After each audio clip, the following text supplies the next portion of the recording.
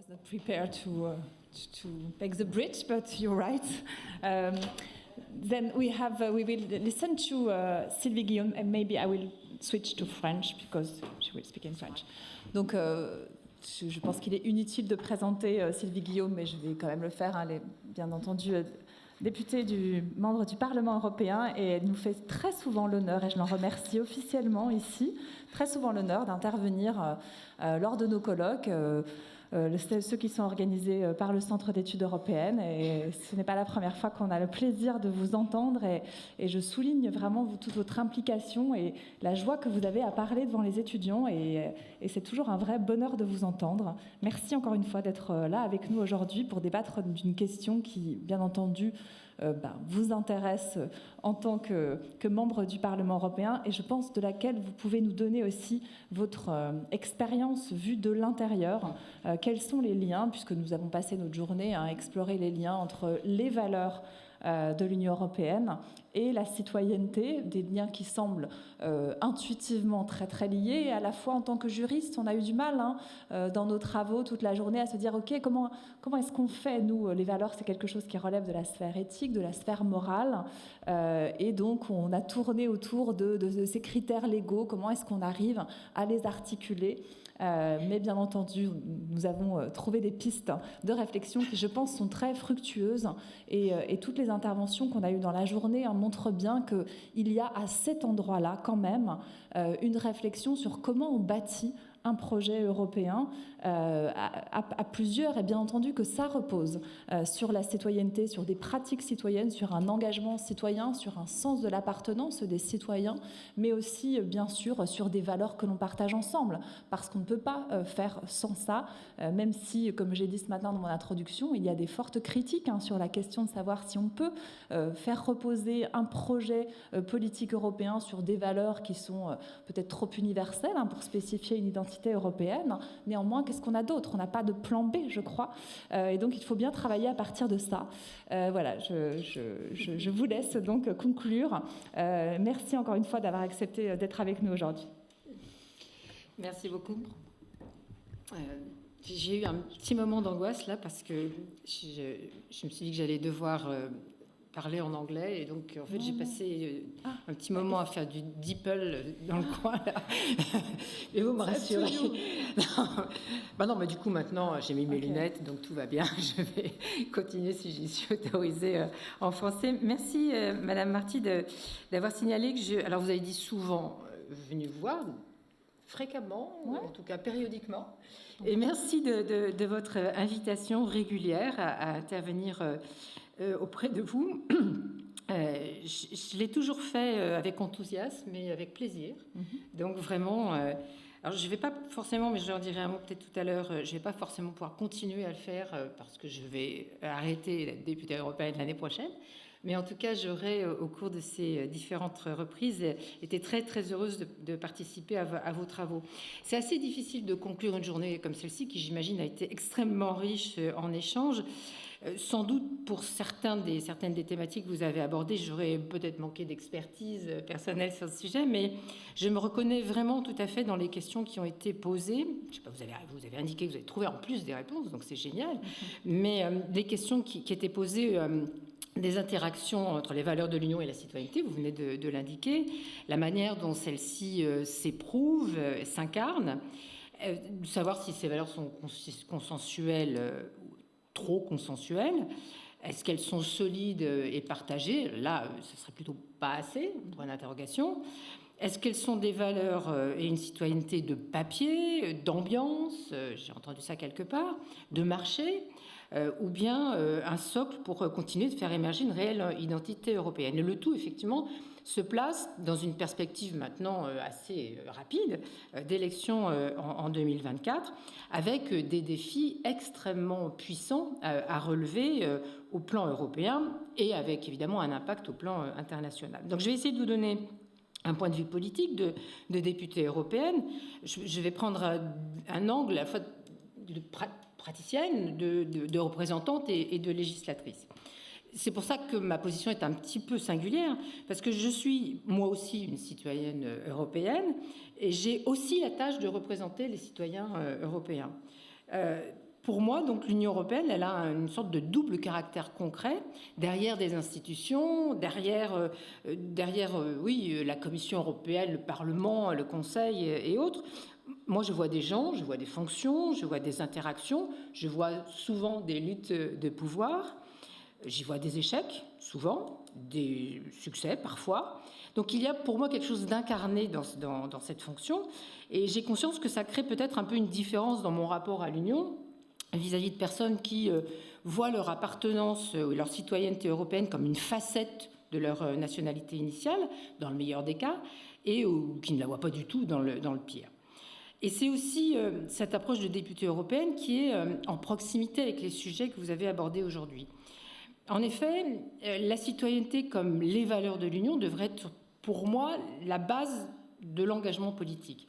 Le Parlement, c'est l'institution, le Parlement européen, c'est l'institution dont le pouvoir émane directement des votes des 425 millions de personnes, puisque nous avons perdu quelques dizaines de milliers il y a quelques temps.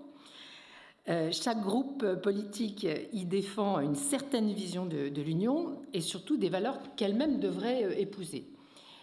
Alors moi, je suis membre d'un groupe politique, le groupe des socialistes et démocrates, et donc j'ai choisi ces valeurs d'égalité, de solidarité, d'humanité, de défense de l'état de droit. Et cet engagement, c'est une pratique subjective, vous comprenez bien, par rapport à certains de mes collègues.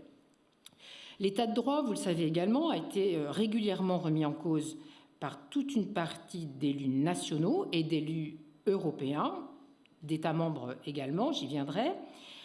Ces attaques verbales, pour l'instant, violentes, à destination d'institutions qui sont garantes du bon fonctionnement de démocratie, proviennent de certains gouvernements d'États membres, qu'il est assez simple de nommer.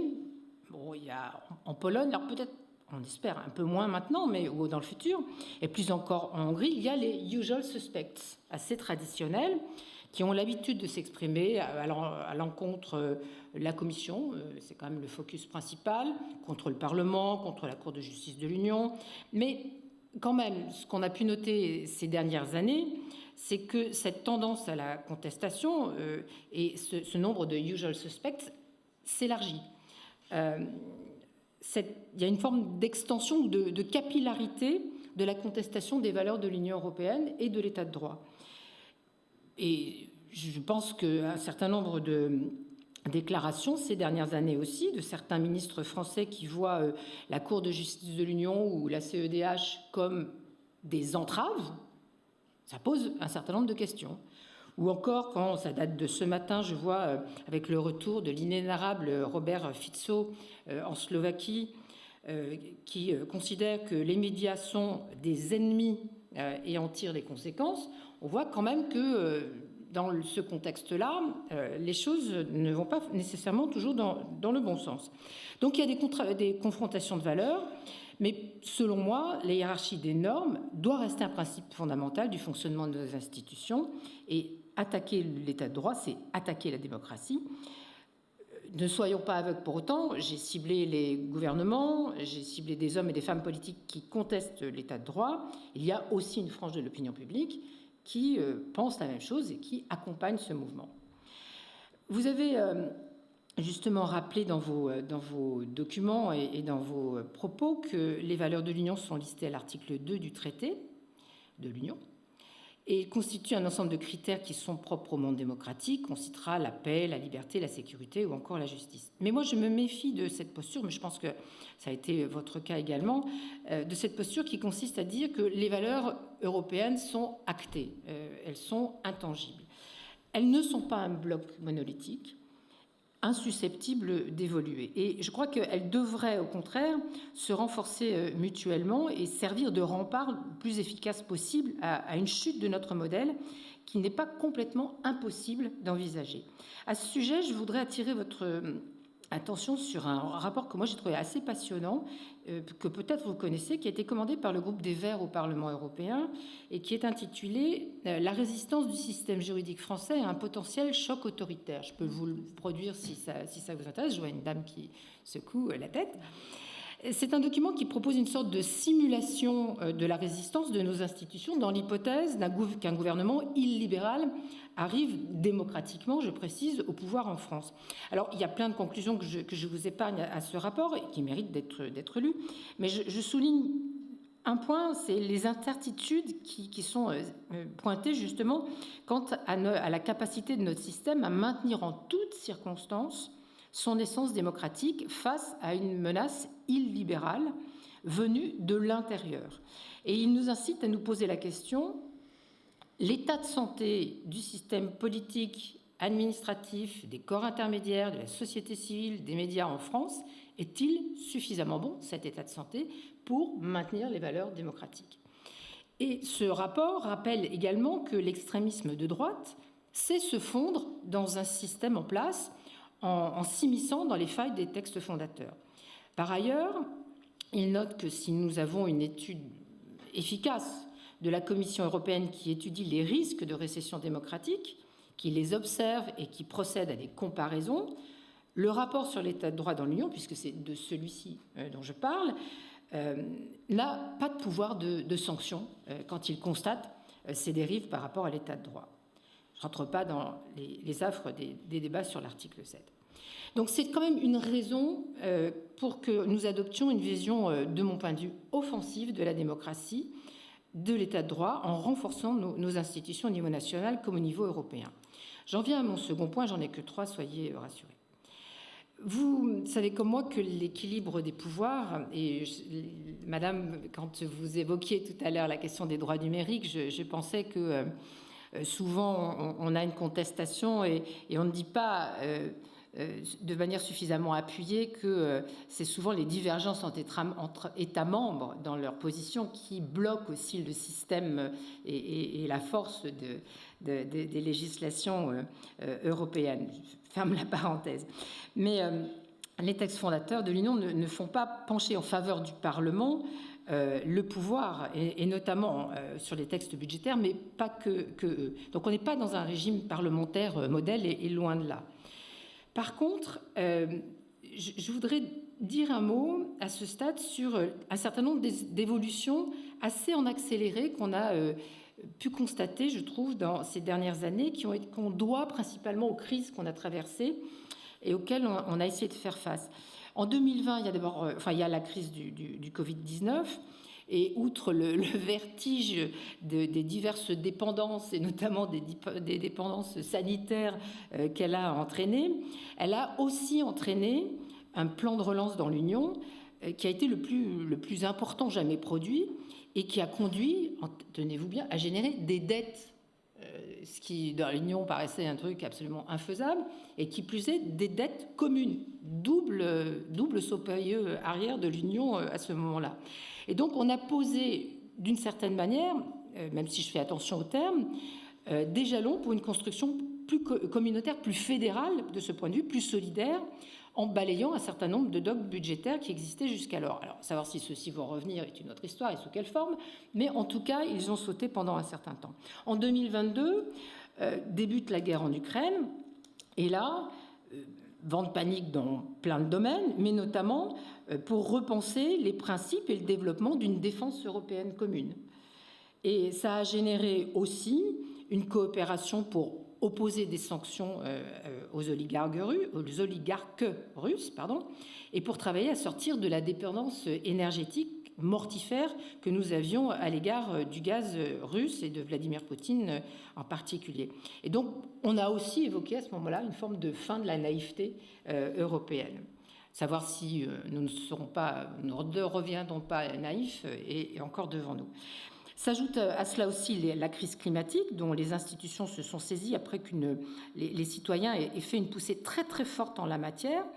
Et la conséquence, c'est que l'on a pu voter beaucoup de textes du pacte vert européen qui sont historiques par leur ampleur et par leurs ambitions, qui proposent réellement une transition, une bifurcation, comme il semblerait qu'il faille dire, même si elle est imparfaite, qui existe et qui a le mérite d'initier des changements sur le fond.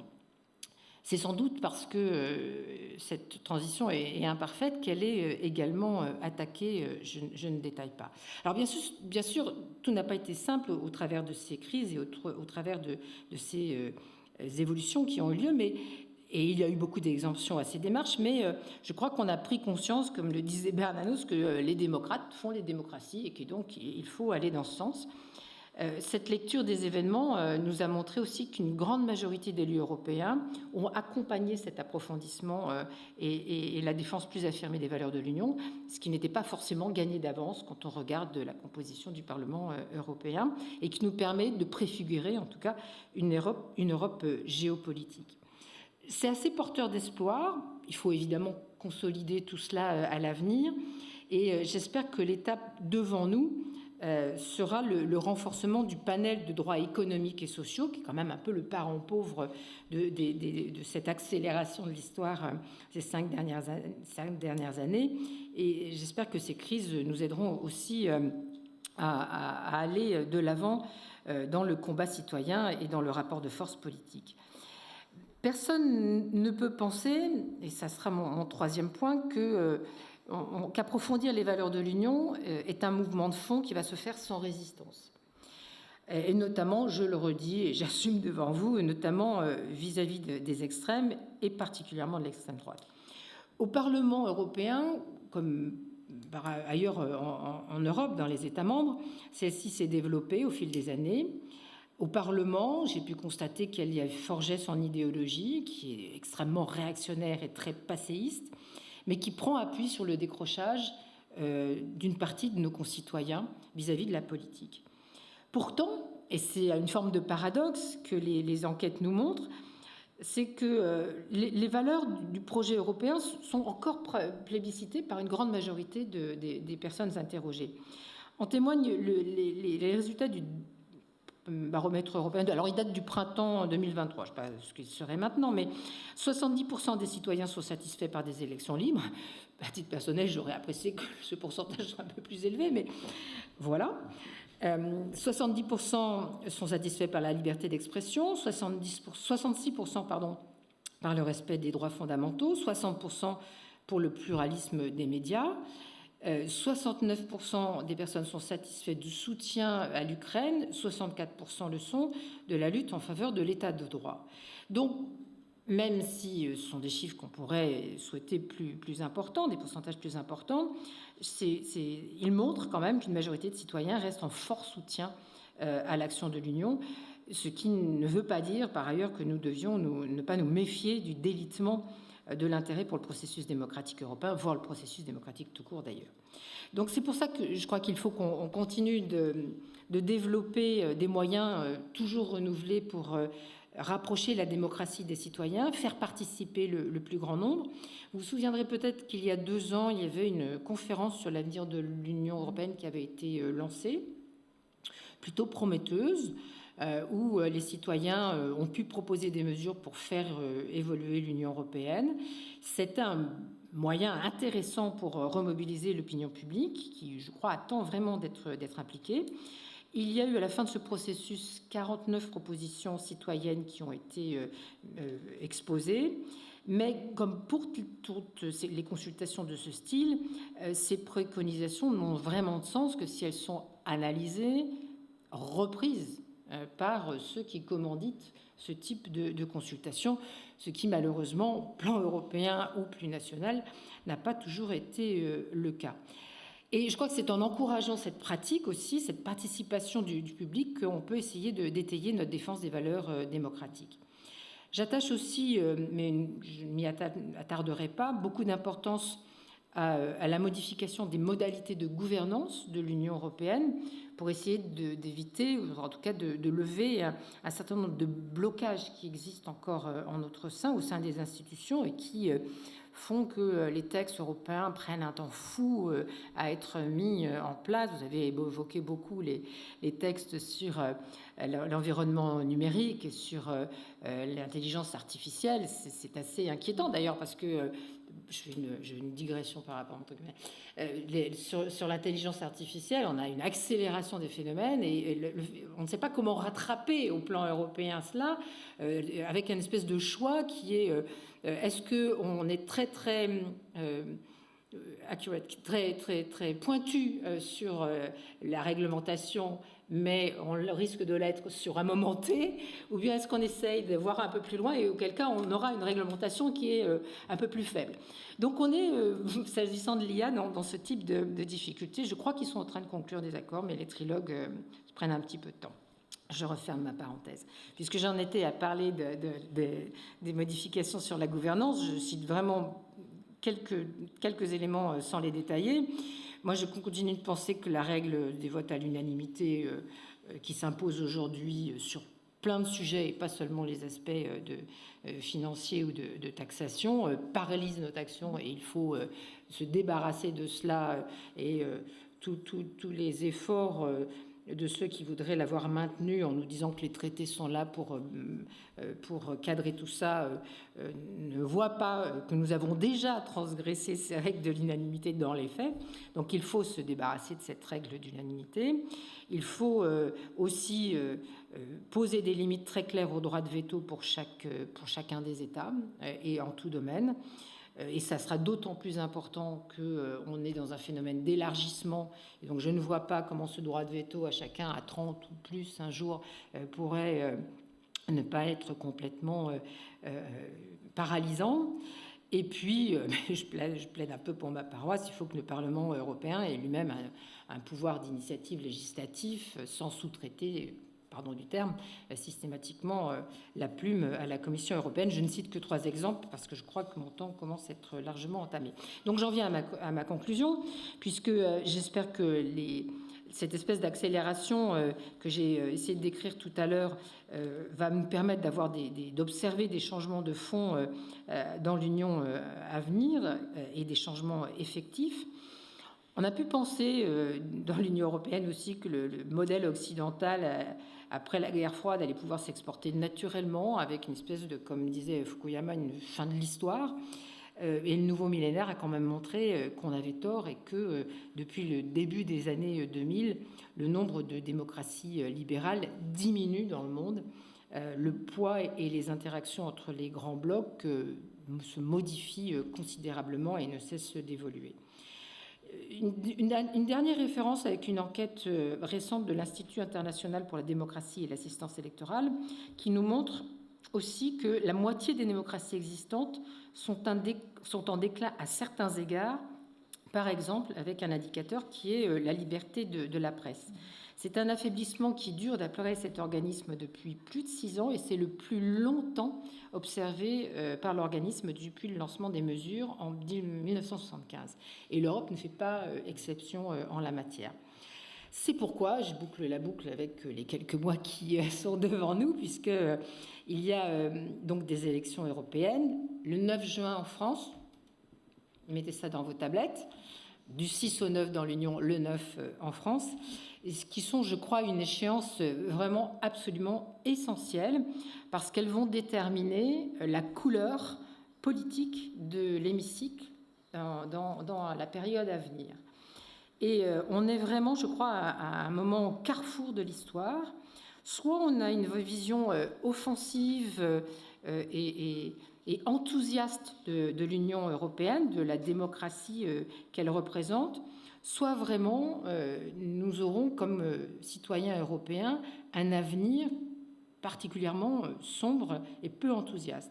Je pense qu'il faut qu'on ait que l'évolution à laquelle on a assisté ces derniers temps doit se continuer et cette mandature est vraiment tout à fait déterminante pour essayer de donner corps à notre devise de l'Union unie dans la diversité, mais surtout de pouvoir, et c'est vraiment mon mot conclusif, continuer ou mieux impacter la vie de nos concitoyens. Voilà, merci beaucoup de votre accueil une nouvelle fois et peut-être quand même une autre fois, mais dans d'autres cadres. Merci.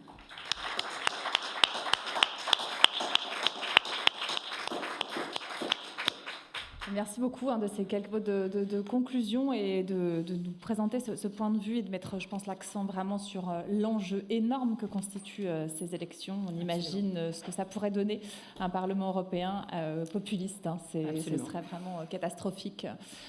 Donc voilà, vous avez la date. Merci à tous, merci aux étudiants d'avoir participé, d'avoir toute la journée, écouté, posé les questions. Et bien sûr, merci, un grand merci à Marie-Laure pour avoir tenu la session. Les autres chairmen et chairwomen ne sont plus là. Et bien entendu, un énorme merci, immense merci aux participants et aux speakers. À très bientôt. Je crois que certains ont leur train bientôt. N'est-ce pas? Merci beaucoup. Bonne journée.